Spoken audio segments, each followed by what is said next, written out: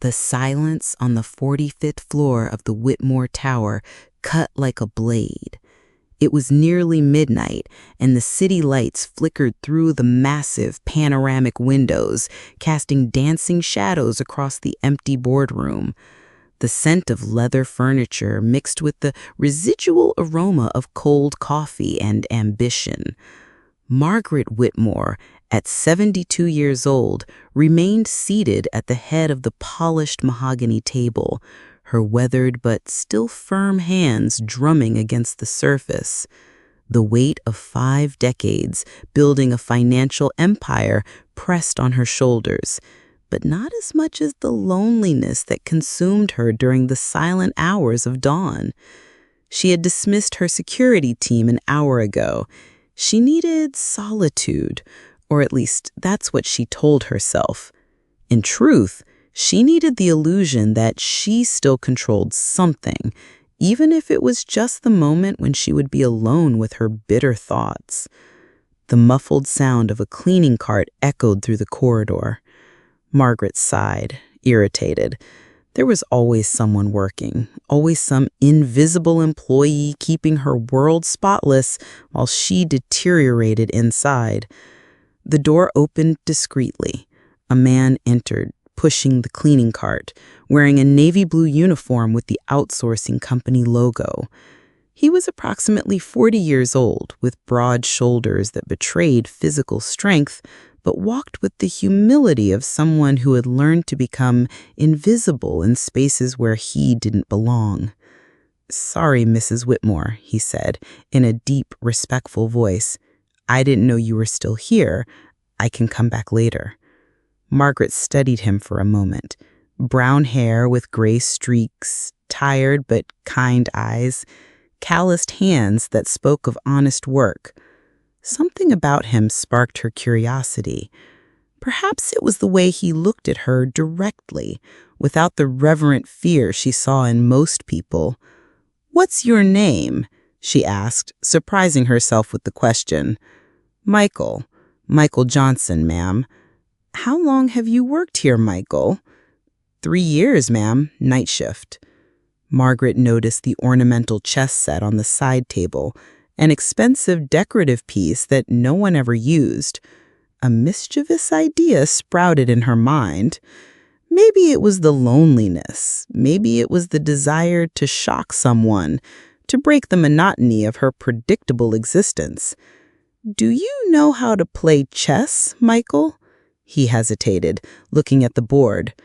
"A little, ma'am." Margaret stood up, walking to the side table with calculated steps. "A small wager, then." Her smile was sharp as a blade. "Beat me in chess, and I'll marry you." The silence that followed was dense as fog. Michael stopped cleaning, his hands firming on the mop handle. Slowly, he straightened up, and something changed in his posture, as if a mask had fallen. "With all due respect, Mrs. Whitmore, are you sure you want to make that bet?" Margaret laughed, a harsh sound that echoed through the empty room. "Confident, aren't you? I like that." She began organizing the pieces with precise movements. "I imagine you don't know who I am beyond a rich old lady." Michael approached the table, removing his rubber gloves. "Margaret Whitmore, founder and CEO of Whitmore Financial. First woman to lead a $10 billion merger in the 80s. Forbes lists your fortune at $4.2 billion. Known for a ruthless business strategy and never losing an important negotiation." Surprise flickered in Margaret's eyes. "Impressive. And I know absolutely nothing about you, besides the fact that you clean my offices at 2 a.m. "It's better that way," Michael murmured, touching one of the marble pieces. The touch was familiar, intimate, like someone recognizing an old tool. Margaret had built her fortune reading people, and something in the way Michael held the piece set off all her alarms, but not of fear, of voracious curiosity. "I'm 72 years old, Michael. I spent 5 decades destroying men who underestimated my intelligence. "Are you sure you want to play this game?" He looked at her directly. "I have an 8-year-old daughter with leukemia. I work 3 shifts to pay for treatment. I don't have the luxury of games I can't win." The brutal honesty of the response cut through Margaret's defenses like a scalpel. She had expected flattery, nervousness, maybe even fear. But Michael spoke with the calm of someone who had already lost everything that mattered and found a way to continue. "White or black?" he asked. Margaret felt a thrill of excitement she hadn't experienced in years. "White. I always play white." They sat on opposite sides of the table. The city light created halos around their figures. Her impeccably dressed even at midnight, he in the simple uniform that carried the subtle scent of cleaning products and honest work. Margaret made her classic opening, King's Pawn to E4. Michael responded instantly, King's Pawn to E5. The beginning of the Italian defense, classic, but didn't reveal his true abilities. While they played the initial moves, Margaret began studying Michael with the same intensity she applied to financial reports. There was an economy of movement in him, a precision that didn't match someone who only knew a little chess. "Tell me about your daughter," she said, moving the bishop. "Emma, smart as a whip, dreams of being a veterinarian." His voice softened. "She's hospitalized at City General. The insurance covers the basics, but the better options are expensive," Margaret completed. She knew this world well. She had donated millions to hospitals, more for tax deduction than altruism. "And the mother?" "Died in childbirth." Michael moved the knight, and Margaret noticed his fingers didn't tremble when touching the piece. Absolute control. "Since then, it's just the 2 of us." Margaret made a few more moves, but her mind wasn't completely on the game. She was processing information, building a profile. Single man, dedicated father, working 3 shifts. But there was something more. The way he held the pieces, how his eyes scanned the board, how he anticipated her moves. "Knight to F6, Michael murmured, and suddenly Margaret saw the trap. Her eyes narrowed. In 3 moves, he had created a position that forced her king into an impossible situation. It didn't matter what she did. Checkmate in 2 moves. "Impossible," she whispered. Michael raised his eyes from the board. "Checkmate in 2, no matter your play." The silence that followed was charged with electricity. Margaret stared at the board as if it had personally betrayed her. Her fingers trembled, not from age, but from pure shock. In 5 decades, she had perhaps lost a dozen times in anything that mattered, and never ever in 3 moves. "Who are you?" The question came out as a hoarse whisper. Michael began reorganizing the pieces with fluid movements, each one returning to its place with mechanical precision. "I'm exactly who I said I am, a single father who works as a janitor to support his sick daughter." "Lies." Margaret stood abruptly, the chair creaking against the marble floor. "Nobody plays like that by accident. Nobody." "I've played chess since I was 5 years old, Mrs. Whitmore. That doesn't change the fact that I need to work to live." Fury and fascination warred in Margaret's chest. She had built her reputation being unpredictable, but Michael had just done something no one had achieved in decades. Completely surprise her. You knew exactly what you were doing when you accepted the bet." She walked around the table like a predator. Michael finally looked at her, and there was something sad in his eyes. "Mrs. Whitmore, you made a joke. I just responded." "Joke?" Margaret laughed, but there was no humor in the sound. "I don't make jokes about marriage, Michael.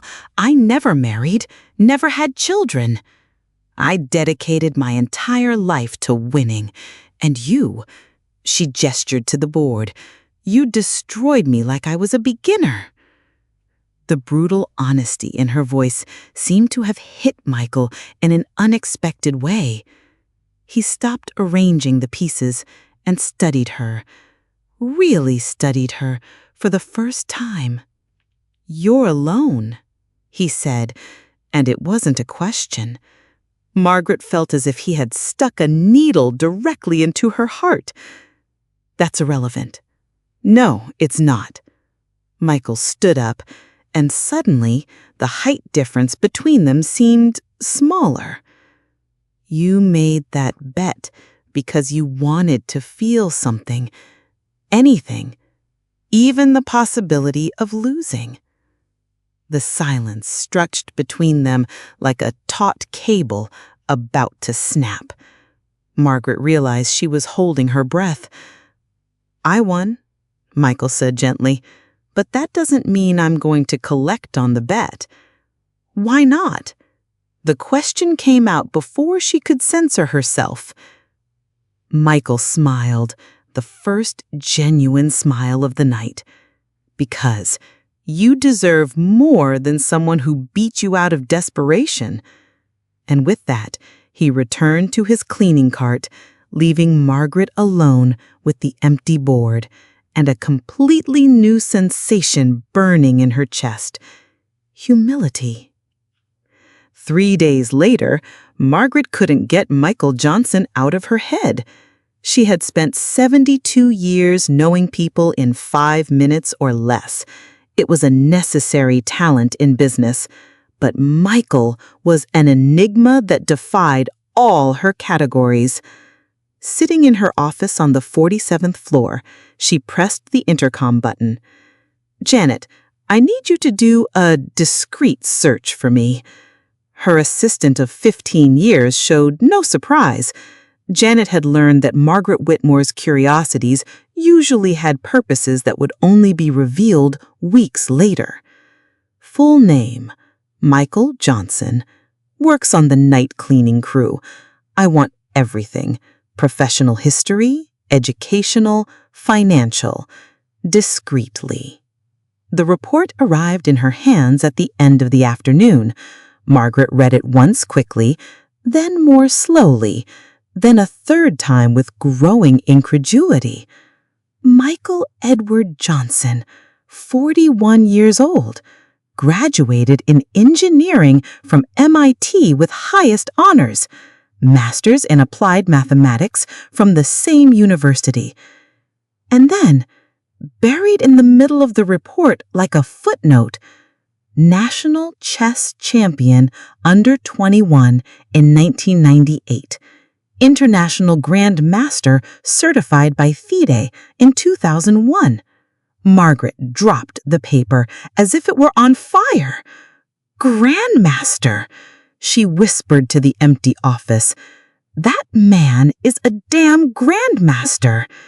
She continued reading, the pieces fitting together like a cruel puzzle. Michael had been a chess prodigy, path open to a brilliant international career. He had received sponsorship offers, invitations to European tournaments, even a proposal to teach at an American university. And then, abruptly, everything stopped. 2006. Birth of Emma Johnson. Mother, Sarah Johnson, deceased during childbirth due to complications. Michael abandoned the competitive chess world and went to work as an engineer at a mid-sized company. Until 2021, mass layoffs during the pandemic. Since then, temporary jobs, night shifts, anything that paid the growing medical bills for Emma. Margaret closed the report and walked to the window. Down below, the city teemed with people chasing dreams, building lives, making sacrifices she never had to consider. She had called Michael a liar, but the truth was much more complex. He hadn't lied. He just hadn't volunteered information about a past that probably hurt too much to share. That night, Margaret did something she hadn't done in years. She went down to the second floor at 2 in the morning. She found Michael in the financial department vacuuming between desks with methodical movements. He wore headphones and didn't see her coming. Margaret stood watching for a few minutes. There was dignity in the way he worked, without haste, but without carelessness. Every gesture was efficient, respectful. Even cleaning offices at dawn, he maintained the upright posture of someone who had never lost their pride. When he finally noticed her, he removed the headphones immediately. "Mrs. Whitmore, did something happen? Why didn't you tell me?" she asked without preamble. Michael turned off the vacuum. The silence of the empty building enveloped them like a blanket. "About what? International Grand Master? National Champion? You made me look like an idiot." A sad smile crossed Michael's face. "You found out." "Of course I found out.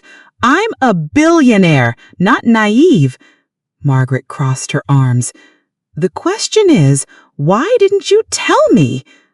Michael sighed, leaning against a desk. "Because it doesn't matter. That man, the champion, the grandmaster, he died 15 years ago. Now I'm just a father trying to keep my daughter alive." The response cut through Margaret's defenses like a sharp blade. She had spent her entire life accumulating titles, achievements, recognition. And here was a man who had sacrificed an entire brilliant identity for love. "Does she know, Emma? She knows I play chess. Sometimes we play together in the hospital. She's starting to beat me." Margaret felt something strange moving in her chest. "I'd like to meet her." "You're not accepting anything," she said, putting away the phone. "I'm investing in the future of a brilliant child who's going to be a veterinarian."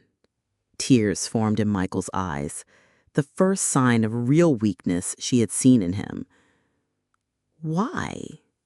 Margaret was silent for a moment. The question echoed in the corridor full of families in crisis, tired doctors, the constant hum of machines keeping lives in balance. "Because you beat me at chess," she said finally, "and made me remember I can still be surprised." 2 hours later, they were at Children's Hospital. Margaret watched Michael hold Emma's hand while she was transferred to the new room, private, with a garden view equipped with the best available technology. Emma was pale but alert, her big, intelligent eyes examining the new environment with curiosity. When she saw Margaret, she smiled. "Are you the rich lady my dad beat at chess?" Margaret laughed genuinely for the first time in weeks. "That's me, and you're the girl who's going to be a veterinarian." "I am. I'm going to take care of all the animals that are sick, like me." Emma squeezed her father's hand. "Dad said sometimes people get sick to learn how to help other people." Margaret felt something break inside her chest. At 72 years old, after a lifetime accumulating power and wealth, an 8-year-old child had just taught her something about purpose. She spent the entire night at the hospital, sitting next to Michael in the waiting room while Emma underwent tests. They didn't talk much, but there was a silent connection between them. Two people who had spent their entire lives learning to be strong, discovering that sometimes true strength was allowing others to help them.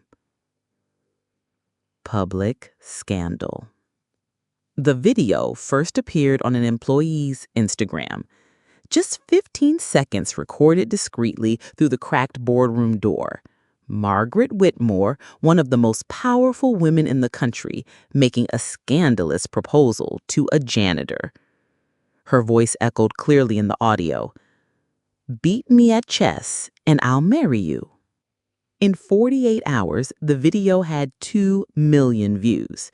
The comments were a toxic mixture of ageism, classism, and poorly disguised misogyny.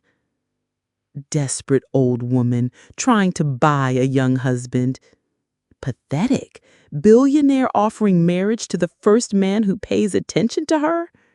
Disgusting. I bet he just wants her money. Margaret discovered the video when Janet burst into her office Friday morning with a panicked expression. "Mrs. Whitmore, we need to talk about damage control. The press is—" "Show me," Margaret interrupted. She watched the video 3 times in silence. With each replay, she felt her privacy being publicly shredded, her dignity transformed into entertainment for the masses. Her phone wouldn't stop ringing. Reporters, board members, distant relatives who hadn't spoken to her in years, suddenly all wanting a statement. The worst was the call from her nephew Charles, the only close relative she maintained some contact with. "Aunt Margaret, what were you thinking? The family is embarrassed. The shareholders are concerned about your mental health. You need to make a statement clarifying it was just a bad joke." "And if it wasn't a joke?" she asked, surprising herself with her own response. The silence on the other side of the line was eloquent. "Aunt, please tell me you're not seriously considering marrying a janitor." The word was pronounced as if it were a contagious disease. Margaret hung up the phone and looked out her office window. Down below, reporters clustered at the building entrance like vultures waiting for carrion. She needed to do something, and her first reaction was the usual: attack. Find someone to blame. Transfer responsibility. Michael. He must have told someone, must have done it on purpose, maybe planned from the beginning. On Friday night, Margaret went down to the second floor with a fury she hadn't felt in years. She found Michael organizing cleaning supplies in the storage closet. "You planned this," she attacked without preamble.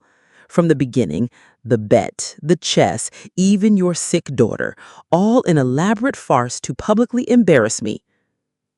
Mrs. Whitmore. "Don't call me that," she exploded. "Not after turning me into a national joke. How much are they paying you? Who's behind this?" "Nobody's paying anything. And if you really believe I would use my sick daughter as part of some scam, then you don't know me at all." "Exactly. I don't know you. I thought I did, but you're just another man trying to take advantage of a lonely and stupid woman." The words came out like projectiles, each one designed to cause maximum damage. Margaret saw when they hit the target. Michael recoiled as if he had taken a physical punch. "All right," he said finally. "If that's how you feel, I'll make your life easier." He took the badge from his chest and placed it on the cleaning card. "I'm resigning. I won't bother you anymore." Margaret felt panic rising in her chest. "Michael, wait!" But he had already left, leaving her alone in the empty corridor with the echo of her own cruel words. It was only when she was driving home through the deserted streets of dawn that she realized what she had done. In her desperate need to regain control, she had destroyed the only genuine thing she had found in years. And why? Because she couldn't accept that someone might like her for who she was, not for what she owned. Second crisis, redemption. The phone call came Tuesday morning. Margaret was in a meeting with lawyers, crafting a communication strategy to deal with the scandal, when Janet burst into the room without knocking. "Mrs. Whitmore, it's urgent. Children's Hospital on the line." Margaret felt her blood freeze. "Emma?" "Serious complications. They need to transfer her to Boston. Experimental surgery. The father is desperate." Margaret didn't remember leaving the meeting, the elevator, taking the car. Her next conscious memory was running through the corridors of Children's Hospital, following the signs to the pediatric ICU. She found Michael in the corridor, leaning against a wall as if it were the only thing keeping him standing. He had lost weight in the few days since their fight, his face consumed by worry. When he saw her, something passed through his eyes. Surprise, perhaps hope, then tired resignation. "Mrs. Whitmore, you don't need to be here." "How is she?" Margaret ignored the distant formality in his voice. "Pneumonia. Her immune system is not responding to current treatment." Michael ran his hands through his hair. "The doctors want to try experimental therapy in Boston, 90% success rate, but it costs. It doesn't matter how much it costs. $150,000, plus air ICU transfer, specialized team." Laugh bitterly. "Could buy a house with that money." Margaret was already taking her phone out of her pocket. "Dr. Peterson, Margaret Whitmore, I want you to arrange Emma Johnson's transfer to Boston Children's Hospital today. Best available team, air ICU, everything on my account. Yes, I authorize any necessary procedure." Margaret watched Michael make the call with incredulous expression. "Why?" he asked when she hung up. Margaret was silent for a long moment, listening to the sounds of the hospital around them: heart monitors, whispered conversations, the echo of footsteps in polished corridors. "Because this past week, I realized something terrible about myself. I spent 70 years building walls to protect myself and ended up becoming the person I most feared becoming. Alone." Michael looked into her eyes for the first time since the fight. "Mrs. Whitmore—" "Margaret," she interrupted. "My name is Margaret, and I owe you and Emma an apology. I don't know if I can express adequately." Tears began forming in her eyes. "When that video leaked, my first reaction was to find someone to blame, because it's easier to believe people are bad than to accept that maybe, just maybe, someone could value me for what I really am." Michael straightened up, his attention completely focused on her. "You showed me a different way to be strong, Michael. You sacrificed a brilliant career for love. You work 3 shifts without complaining. You maintain dignity even when the world tries to take that away from you. And her voice failed. "I accused you of being like all the people who used me throughout my life. Margaret, forgive me," she whispered. "Please forgive me for being too cowardly to believe you could love me for who I am, not what I own." Michael took a step toward her, and suddenly the years, the class difference, all the chaos of the outside world disappeared. There were just 2 people who had found something rare and were fighting not to lose it. "I forgive you," he said simply, "if you forgive me for being too proud to accept your help from the beginning." Margaret smiled through tears. "Deal." At that moment, a nurse appeared in the corridor. "Mr. Johnson, Emma is awake and asking for you, and—" she looked at Margaret with curiosity. "She wants to meet the chess lady." They entered the room together. Emma was pale, but her eyes shone with the same intelligence Margaret had noticed before. Tubes and monitors surrounded her, but she smiled when she saw them. "Hi, Dad. Hi, Mrs. Margaret." Her voice was weak but determined. "The doctor said I'm going to Boston. Is it far?" Michael held his daughter's hand. "A little far, Princess, but we'll be together."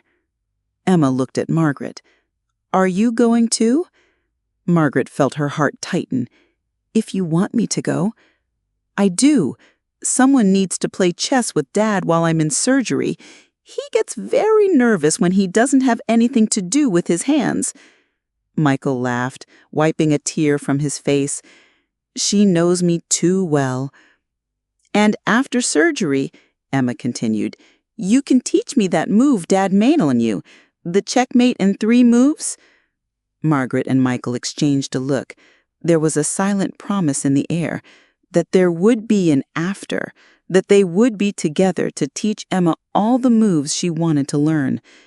"It's a deal," Margaret said, gently squeezing Emma's small hand. 6 months later, the sound of laughter echoed through the garden of the Whitmore mansion on a sunny Saturday morning. Margaret watched from the porch as Michael pushed Emma on the swing they had installed under the large oak tree, the same tree that for decades had been a silent witness to Margaret's loneliness. Emma was completely cured. Her hair had grown back in silky brown curls, her cheeks had color again, and she ran through the property with the tireless energy of a 9-year-old who had been given a second chance at life. "Margaret," she shouted from the swing, "come play chess with me. I want to show you a new move I learned." Margaret descended the stone steps, carrying a tray with lemonade and homemade cookies. Who would have imagined that at 73 she would discover the pleasure of making cookies for a child? "Let me guess," she said, placing the tray on the garden table where a chessboard was already set. "You invented a checkmate in 2 moves." "Even better!" Emma jumped from the swing and ran to the table. "I invented a game where everyone wins."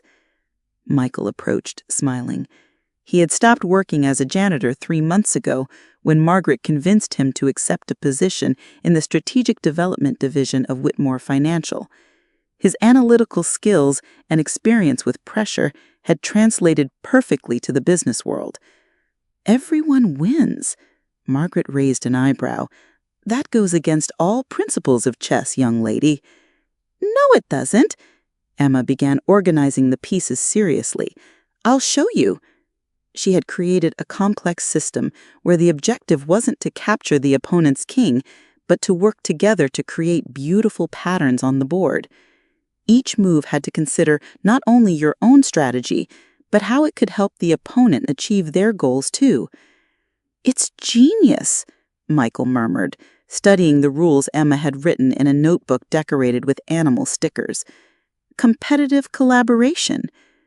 Margaret watched father and daughter explain the complex rules, gesticulating inanimmately, interrupting each other with enthusiasm. 6 months ago, she didn't know these people. Now she couldn't imagine life without them. The wedding had happened the previous month, a small ceremony in the garden, just a few close friends and Emma as flower girl. Nothing like the grand events Margaret used to organize for business, but it had been perfect precisely because of its simplicity. She had insisted on keeping the Whitmore name professionally, but at home she liked being called Margaret Johnson. There was something comforting about belonging to a family, even at 73 years old. "Your turn, Margaret," Emma announced, interrupting her thoughts. Margaret studied the board. According to Emma's rules, she needed to make a move that helped Michael complete a star-shaped pattern while also advancing toward her own goal of creating a heart with the remaining pieces. It's complicated, required thinking 3 moves ahead, and was completely different from any chess she had ever played. It was perfect. "Knight to D6, she announced, moving the piece. Emma clapped her hands. "Perfect! Now Michael can make his star, and you're closer to your heart." Michael made his move, completing the star pattern. The pieces on the board formed an almost artistic design, nothing like the strategic battles Margaret had fought for decades. "You know what I learned?" Margaret said, looking at Michael across the board. "For 70 years, I thought winning meant defeating someone. But maybe winning is when everyone gets where they need to be." Michael smiled, taking her hand over the pieces. "Maybe we both won." Emma laughed, applauding. "I told you everyone would win." And as the afternoon sun filtered through the oak leaves, creating dancing patterns of light over the board, Margaret Whitmore Johnson realized she had finally learned to play the most important game of all, that of shared life. She had spent decades building an empire, accumulating wealth, winning corporate battles. But there, in that garden, with a brilliant child explaining how everyone could win at the same time, and the man who had sacrificed everything for love holding her hand, she understood that true victory wasn't about defeating opponents. It was about finding people you wanted to share the board with. "Another game?" Emma asked, already reorganizing the pieces. Margaret smiled, feeling a peace she hadn't experienced in decades. Always. And as they began a new game of Emma's invented chess, where everyone won, Margaret realized she had finally found something more valuable than all her billions. A family that loved her not for what she possessed, but for who she had chosen to become.